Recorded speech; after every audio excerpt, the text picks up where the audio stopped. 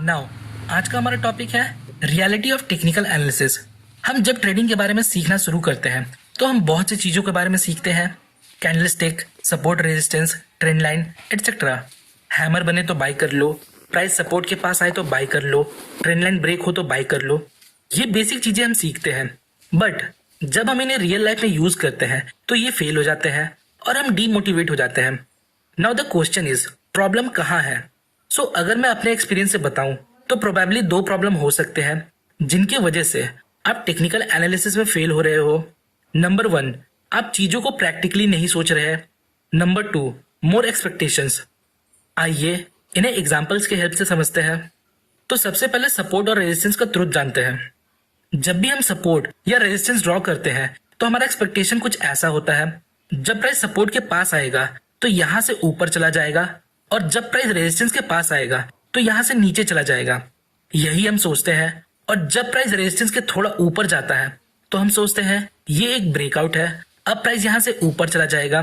पर अगले कुछ सेशंस में प्राइस वापस नीचे आ जाता है, फिर सपोर्ट ब्रेक होता है और हम सोचते हैं प्राइस अब यहां से नीचे चला जाएगा और हम सेल करते हैं, बट अगेन आपका लॉस होता है और प्राइस ऊपर चला जाता है। तो ये चल क्या रहा है? ये वही नॉलेज है जो हम बुक्स में पढ़ते हैं, बट रियलिटी इससे बहुत अलग होती है। इन रियलिटी प्राइस ऊपर जाता है, नीचे आता है, फिर हाई को ब्रेक करके थोड़ा और ऊपर जाता है, फिर थोड़ा और नीचे आता है। तो जब आप सपोर्ट या रेजिस्टेंस ड्रॉ करते हो तो आपको इसे सिंगल लाइन से ड्रॉ नहीं करना है। आपको यहाँ रेक्टेंगल टूल के हेल्प से एक जोन ड्रॉ करना चाहिए, कुछ इस प्रकार।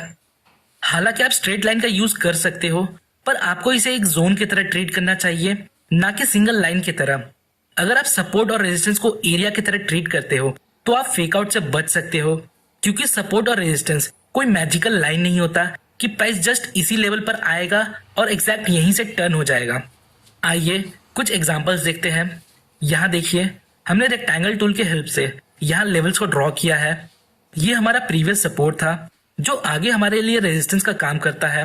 सेम थिंग यहाँ भी, प्रीवियस सपोर्ट जो आगे हमारे लिए रेजिस्टेंस का काम करता है।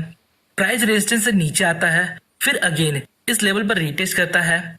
यहाँ देखिए, ये रीटेस्ट प्रीवियस हाई जितना नहीं था, पर ये जोन तक रीटेस्ट करता है और फिर नीचे जाता है। तो ये था reality, treat support and resistance as zone और एरिया। नेक्स्ट, अब ट्रेंड लाइन का सच्चाई जानते हैं। जब हम ट्रेंड लाइन के साथ ट्रेड करते हैं तो हमारा एक्सपेक्टेशन कुछ ऐसा होता है।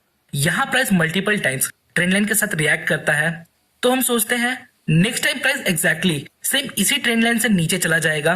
बट होता क्या है, आइए देखते हैं। प्राइस ट्रेंड लाइन को ब्रेक करता है और फिर नीचे जाता है। तो इस सिचुएशन में हम क्या करते हैं, हम अपने ट्रेंड लाइन को शिफ्ट कर देते हैं।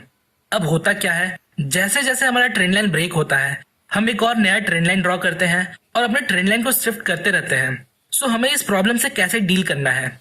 देखिए, जो ट्रेंड लाइन होता है वो एग्जैक्टली सपोर्ट और रेजिस्टेंस की तरह होता है, बस फर्क इतना है, सपोर्ट और रेजिस्टेंस हम हॉरिजॉन्टल ड्रॉ करते हैं और ट्रेंड लाइन हम डायगोनल ड्रॉ करते हैं। तो हमें ट्रेंड लाइन को भी एरिया या जोन की तरह ट्रीट करना चाहिए। तो इस केस में हम कुछ इस प्रकार जोन मार्क कर सकते हैं और जब प्राइस इस जोन में आए तो हम यहाँ पोटेंशियल सेलिंग सिग्नल के बेस पर ट्रेड ले सकते हैं। नेक्स्ट, अब हम ब्रेकआउट का रियलिटी समझते हैं।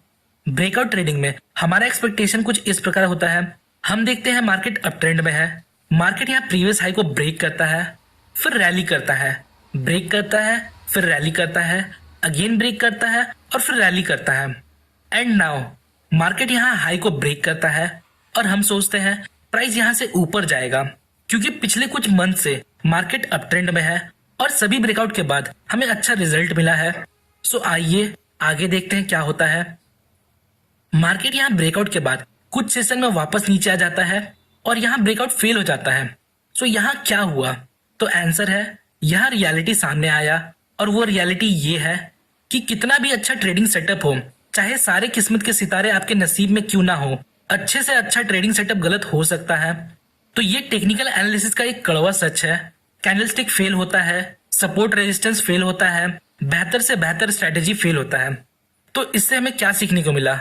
तो इससे हमें ये सीखने को मिला, ऐसे सिचुएशन में हमें अपने लॉस को कट करना चाहिए और ट्रेड से एग्जिट लेना चाहिए, जिसके लिए हमें स्टॉप लॉस का ऑप्शन मिला है। जब ट्रेड हमारे अगेंस्ट होता है तो हमें अपने स्टॉप लॉस को एक्सेप्ट करना चाहिए और ज्यादा सोचना नहीं चाहिए। स्टॉप लॉस का डिटेल वीडियो आपको डिस्क्रिप्शन में मिल जाएगा, एक बार इस वीडियो को जरूर देखें। नेक्स्ट है कैंडलस्टिक। जब हम टेक्निकल एनालिसिस सीख रहे होते हैं तो कैंडलस्टिक हमें अपने तरफ अट्रैक्ट करता है, क्योंकि हमें दिखाया ही ऐसा जाता है लाइक गिरावट में हैमर पैटर्न बने तो बाय करो, तेजी में शूटिंग स्टार मिले तो सेल करो, और इनके नेम भी हमें बहुत अट्रैक्ट करते हैं। मैं ये सारी अपनी बातें कर रहा हूँ, मेरे साथ क्या क्या होता था वो मैं आपको बता रहा हूँ। बट आप एक क्वेश्चन खुद से करिए, क्या सारे हैमर पैटर्न काम करते हैं, या क्या हम सिर्फ कैंडलस्टिक के बेस पर ट्रेड ले सकते हैं?